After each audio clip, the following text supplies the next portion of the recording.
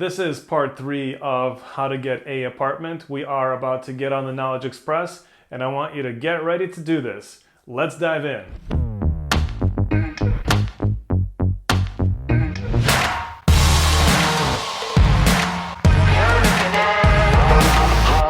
Hello friends, welcome to Mastermind Mondays, where I share insider secrets and cutting-edge methods to help you master the rental game and level up.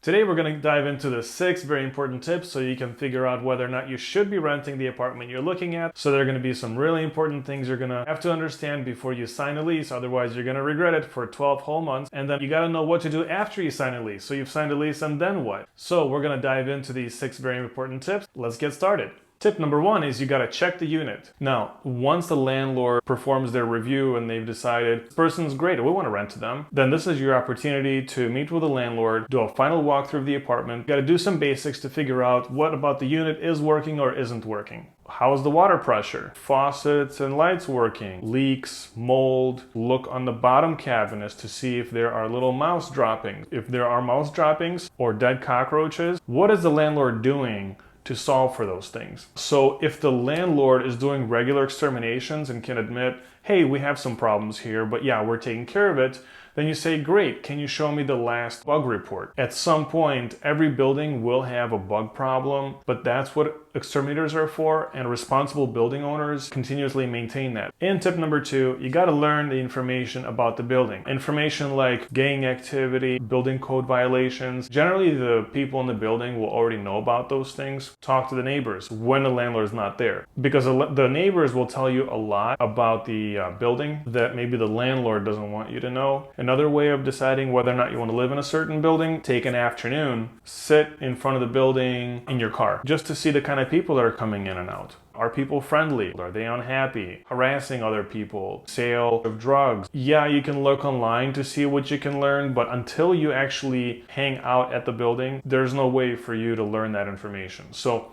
just invest an afternoon, because remember, you're going to be generally signing a 1-year lease there, and a 1-year lease is a long time to be miserable in an apartment paying for something that you may not really enjoy. And then if it all looks good, then you ask the landlord to present you with a lease, have the money with you for the exact amount that the landlord wants to sign a lease for. That's something you would have talked to them about before meeting with them, by the way. You don't want to say, okay, great, I'm ready to take the apartment. So it shows the lease and say, where's the money? And you say, oh, you know what, I forgot to ask you, I have to go out. It makes you look really disorganized. And if it's a competitive area or an apartment that's highly sought after, usually you've already lost your chance. And if you're prepared, you go there, sign a lease, give them the money, get the receipt, and then upload the receipt on 36010x.com, because you don't lose that. Because if the relationship with the landlord turns sour and a landlord doesn't want to fill out a rental verification for your future landlord later, at least you have the receipts that you've uploaded. Now that you've signed your lease, you've got your keys, you have your receipt for the apartment, before you move in, you got to take pictures of the entire apartment or shoot a video of the entire apartment, and then save that and then send it to the landlord, because when you're moving out, you need to return the apartment in the same or better condition than you first got it. And so if there are certain holes or damage, you don't want to be blamed for creating that. So you need to be able to prove that was the condition of the unit when you first moved in. Record that and then save it. When you move out, again, record it before you move out and then save that for up to a year. After that, you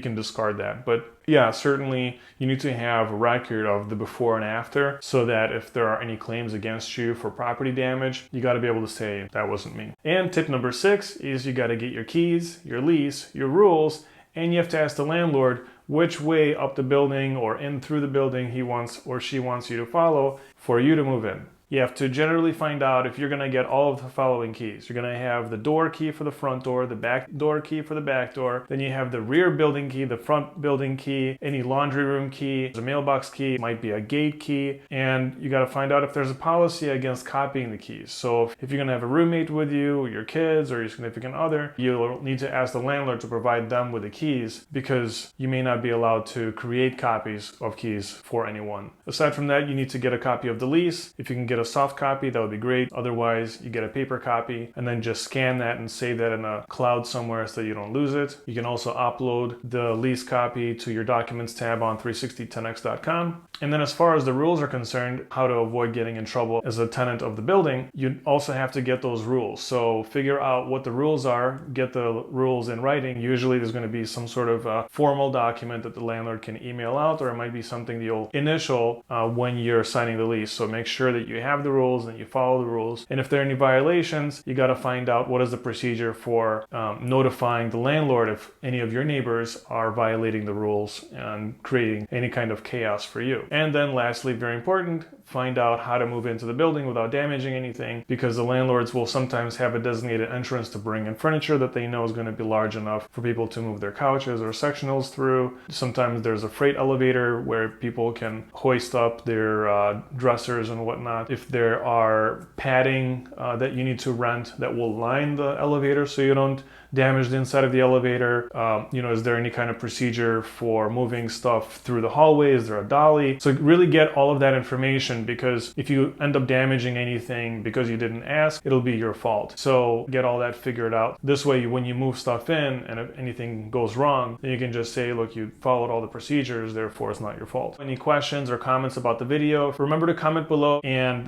thank you for participating. Thank you for watching. Remember to subscribe and remember to hit the bell so that you can get notifications. This is for the renter community. We are happy that you are on this channel. You can find additional resources on rentapartments.io. That's the link here below. If you're a DIYer, remember what I say, you can't rewire a DIYer. And if you want to do the entire process direct without using an agency, don't want to use Craigslist or Zillow, there is a competing website. It is rentsimple.io. It's a brand new site, and we're looking for some alpha users to give it a shot and let us know if there are any bugs or tweaks we need to make improvements on. So don't be bashful.